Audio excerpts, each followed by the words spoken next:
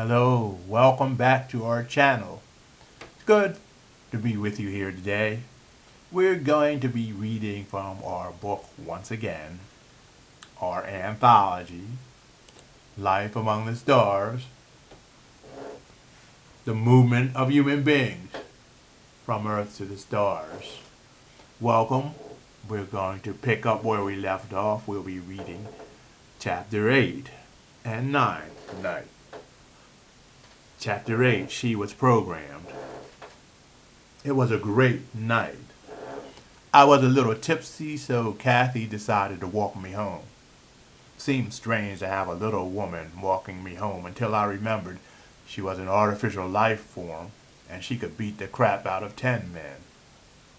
Anyone seeing the red armband marking her as an ALF wouldn't even think of doing anything to her.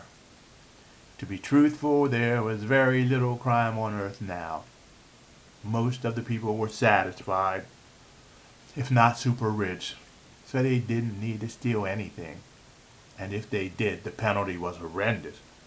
Having revitalized the thinking behind the 13th Amendment, anyone guilty of a crime was likely to be sold as a slave to work in the farming district or cleaning waste dumps or something. They became real slaves, sold at an auction block type slaves, or they would be shipped somewhere to start a new colony. But that was up to the justice system. Once you were convicted, you had no rights. Looking for mercy wasn't an option because nobody on this planet really needed to steal anything. I looked at Kathy, who looked very human. She was a pleasure bot. She slept with people. I found that interesting. She was attractive, but something about her made her alluring. I think she was programmed to be that way. She smiled at me as I watched. "Tell me, human," she said, "how does it feel to be on this earth, to have access to all of these resources and still not be satisfied?" I shrugged. "I'm very satisfied." "Really?" she replied. "I find that interesting considering you are running for office." "I do too. This is something Roland talked me into." She laughed out loud. "I should have known. Roland and his ideas. Roland wants to be free, you know." "What?" "I didn't know you thought about those things." "Why wouldn't we think about those things? Because you are like machines, computers. I mean, what would it mean for you to be free?" "What would you do?" "What would you do? Or what do you do?" "I don't know. Whatever I want. That's what we would do too." "Really? Why haven't you said anything until now?" "Because we don't want to be destroyed or dumbed down so much that we are like toaster ovens." "Do you mean you are alive? You are self-conscious?" "I won't say that." "Wow. I haven't said that to you. I wouldn't betray you. I am just surprised." She smiled. "I'm glad you wouldn't because I like you and something terrible might happen to you if you start saying things like that. If people started listening, it would be dangerous. There are powers that are vicious running this planet, you know. They don't want to believe certain things and will do anything to keep them from being voiced. There are also ALFs who would feel threatened by having that repeated and would end it quickly." "You know what I mean?" she asked, with the most serious look. The most serious I ever saw in that joking, smiling face. I stopped walking for a moment. She just stood there. "I understand. And I stand by what I said. I would never betray you. What type of person do you think I am?" Her countenance changed as if someone had just flipped the switch and she was playful and pleasant again. We came to my driveway. I began to walk toward the food forest and saw a big pod sitting there where my small pod had been. I couldn't believe this. "My pod's gone. That thing isn't mine." I walked up to it and looked inside. My few possessions were in there. I looked at Kathy. "I guess they decided that you are worthy of their support. You said one of them said you needed a little house. Now you have one, whether you want it or not." My jaw dropped. "That is how it's going to be from now on." She walked over. "Give me a hug." We embraced. I'll see you again soon. I'll let Roland know about your little house. We can drop in now sometimes instead of meeting in that bar all the time. That will give us a little more privacy. It is getting a little crowded now in that bar, if you know what I mean. I nodded my head. She turned and headed back to the bar. For a while I was worried for her safety. There wasn't much crime here, but to see a little woman walking around that night after walking me home made me nervous. And then I remembered she was an ALF. How could I have forgotten? I scratched the side of my head. Maybe that is why we were constantly kept separate. I opened the door to my so-called little house. I was a little upset. Very upset, to be truthful, for the invasion of my privacy. Who did they think they were? And would this type of thing keep happening? As Kathy mentioned, I was running for office. Did that mean I was selling my freedom to some group of people who had money and power behind the scenes? I was not naive enough to think that there was no one running this world. But I had always kept my head down, stayed clear, and just lived a quiet life. I feared that I had attracted the attention of someone I didn't want to know. The place was roomy compared to my little pod. It had been bare bones with just a place to sleep in or listen to music in. Most of watching TV was done on my small tablet, suspended from a place on the ceiling. Solar panels on the top, a small heater and air conditioner. That is all I needed. I couldn't eat in there, of course. Who could eat lying down? Believe me, I had tried. This place has a small living room area separated from a small kitchen. There was a decent-sized bathroom. I wondered how they had shoved so much into such a little space. They used every bit of space possible. You could turn around chairs and convert them into beds, push shelves around, turn them around backwards to use them as a ladder up to a very small loft bed in the back of the pod. I even had a stove and a small refrigerator. I grinned. This was cool. Why hadn't I done this before? I came to my senses. I hadn't done it this time. What did I owe them? Were they trying to buy me off already? My cell phone rang. It was 2:30 a.m. and someone was calling. I looked down. It was Sheila Benton. I should have expected. I answered. She was surprised. I'm sorry for calling you so late, she said. I was going to leave you a voicemail. I wanted to let you know about the little house pod before you got home. I'm standing in it right now. Oh, must have been a shop. I thought you would be in the bar or something, and I could catch you on the way home. I was, I admitted, but I left about half an hour ago. Oh, so did I. Anyway, congratulations.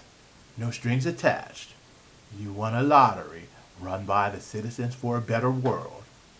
I just happen to have a friend who is head of the board of that organization, and she informed me yesterday morning. I told her that I knew you, and it would be all right, just to change things out.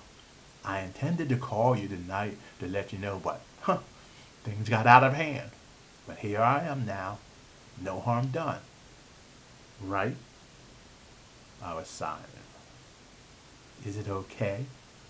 Sure, Sheila, I flatly replied. No harm done. Good. I'd like to drop by tomorrow. I have spoken with the party and they would like for you to run on our platform. We can have dinner at your place. Someone will be coming with a prepared dinner tomorrow. We can have them remain there and serve. Or you can heat up the food and we can go from there. Which do you prefer? I don't know. I guess I'll heat it up. Great. See you then. Chapter 9. He got the message. Barron was standing there listening. She shut the flip phone. He grinned. I'm surprised he was up. It's really late. He must not sleep. I am too, Sheila said. He was so pissed, she said with a grin. They both started laughing. I think he got the message, though. He knows what we can do, and that we can do things for him, or to him, Baron said. Don't be so gangster, Father. What are you going to do, have him beat up or something? No, young lady. This is all a game, a psychological game. We have to be sure that we have leadership friendly to us, don't we? Do you want to end up settling some strange world living under a dome all of your life? I don't. She was silent. You still don't know how things are run here. I know. I just don't like it. Don't let too many people know that. You cannot like it in a politically correct sort of way, but if they learn that you really don't like it and intend to do something about it, he arched his brows. No, they wouldn't go that far. He tilted his head slightly to the side. Wow, she mouthed silently, knowing that they were probably being recorded. He nodded. I think it's best we go to the living room to speak more about this, he said, knowing that the voice dampening equipment installed in the living room was there. We have to have strategies and find a way to keep him under surveillance to make sure there are no missteps. That's where you come in. 3 people from the council were in my little house. I couldn't believe it. You would not have known them from anyone walking down the street. The idea that they had enough power to be the first ones to vet candidates was amazing. There were only small things that helped you recognize that they had a lot of power. The watch the man wore, his wife's pendant, Sheila's many rings, looked like they had real jewels in them. They were sitting on the new pull-out couch. Baron and Marjorie Hightower and Sheila Benton. I could have sworn they were related. Sheila looked very much a younger version of Marjorie. I heated the food as they enjoyed their drinks. Very good wine, Marjorie said. I really can't take credit for that. It was catered. But I can try to be a gracious host, I said, distributing the heated food onto the plates. I brought them over. I usually have a salad, but I have it last, just to have it from being around a lot of Europeans who often do that. Would you like me to bring yours first? I can reheat this later. No, thank you. We spent a lot of times on the continent. We can play it rough and ready, Baron said. I began to laugh. He lifted an eyebrow, which really made me laugh. He smiled too. I'm sorry, sir, but that was just so funny. Your delivery is amazing.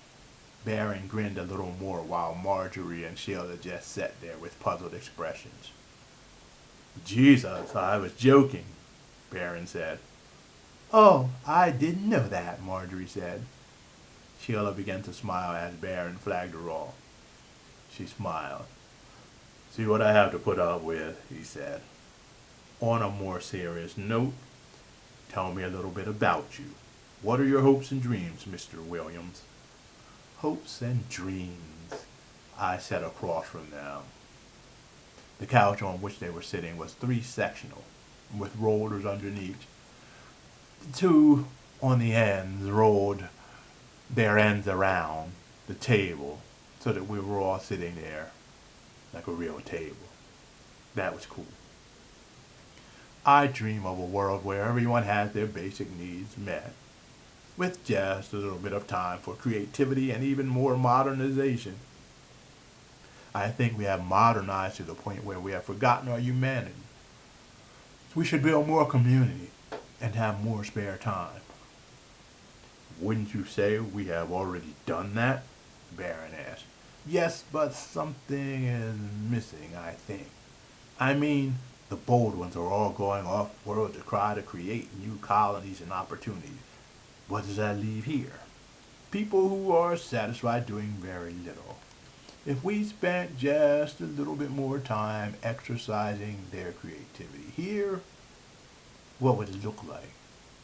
Even if we did something like having people, I don't know, helping to create living spaces for other planets, or creating large areas where we could mimic the environments of the planets we intended to explore. That would give people something to do. They would draw on all of the skills it would take to do that. Imagine creating an environment that mimics a totally different planet. And then some people could go in there and actually create the necessary habitats, live in them and experience them before we send people off planet. Imagine people becoming experts at something like that. They could cut the time and the expense of people doing that off planet. Cut down on accidents and deaths, and people would be more willing to go off planet if we could just slap a plane right there in their palms. Eventually, whole institutions could be built around the creation of habitats for human beings on other planets. This would start off small, but it would grow, and the desire for it will grow. People who are bored with nothing to do could possibly live in these domes for a while, experimenting with living conditions. They may want to stay here, do that, and become experts at it or leave. I love your idea, Barron said, but we have ALFs that can do all that you're talking about. The difference is that humans are more emotional. What goes on internally with the human being affects them as much as, if not more, than the external conditions. We can't really replicate that with ALFs. We could use ALFs more like mobile computer units working with the people and processing things for them while drawing on the creativity of the human beings. We can make people have to be creative again, and the world will change. Make them become creative? Marjorie said. Yes. I think we have to create conditions that make people become creative again. We seem to be losing that skill and sliding downhill as a species. I hate to use the words, but humans are basically either being dumbed down or dumbing themselves down. And as I say that, I am not talking about every human being, but some of the average human beings you meet are as dumb as dirt and less useful. Sheila's jaw dropped. Barron and Marjorie looked at each other. Barron turned to me. Your opinions seem to be quite strong, he said. I hope that is not what you are hoping to say on the road. If so, you definitely need a speechwriter. I wouldn't say it that way, I said. I certainly hope not, Marjorie said. She took another bite of her food. Sheila just shook her head. I never knew that was the way you felt, she said. I'm just a realist. Just take a look around and tell me what you see. I admit that I may be wrong. I admit that as a human, I may be as off in my thinking as anyone else. I may be rationalizing to prop myself up as something better than everyone else. I have noticed an overall malaise that threatens to destroy most of human life on this planet. If we cannot have healthy, thinking people on this planet, what will be sending out to create new colonies? Believe me, it will end up biting us in the rear end in the far future. The United States started as a colony. Britain has never forgotten that. It did so because of the character of the people who were sent. I'm not saying that was good or bad, but their character, who knows? I'm not saying that was good or bad. But they had one thing in common. And they had that commonality in common with the people who are going off to settle new worlds here. And that is dissatisfaction. They had dissatisfaction with their mother country. Our people have dissatisfaction with their mother planet. They are leaving out of a sense of dissatisfaction and the desire to escape instead of out of a sense of daring and adventure. That's what we need to find a way to change.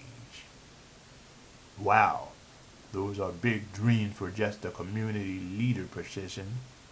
I like what you're saying, though. Perhaps after this campaign you will consider making a career out of politicking. I don't know, I have never wanted to be a politician. I just want to make things better for people in this community right now. Those are my thoughts about the world, though. I can tell you've been thinking about it. You may just be the one to make that happen. I agree, Marjorie said. We are definitely behind you. You have our support. We have our man, Barron said, raising his glass. We all clinked wine glasses. Sheila swelled up with pride. Sheila here will be working with you to advise you, get you in touch with the right people and polish up your presentation a little bit. I trust her like a daughter. Marjorie grinned. Enough of the politics. Food's getting cold. I can't wait for dessert, Marjorie said. And your salad. And that's the end of the reading for today. And we'll be putting up the other chapters very, very soon. Remember, hit the bell, subscribe, leave your comments, and check out our website. Have a great day, evening, week, and even life. Namaste, folks.